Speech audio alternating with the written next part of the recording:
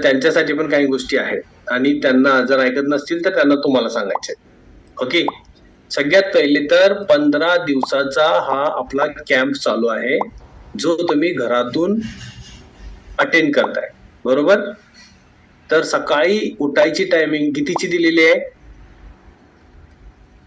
6ची. बरोबर आहे ना? मग काही लोक 7ला का उठताय?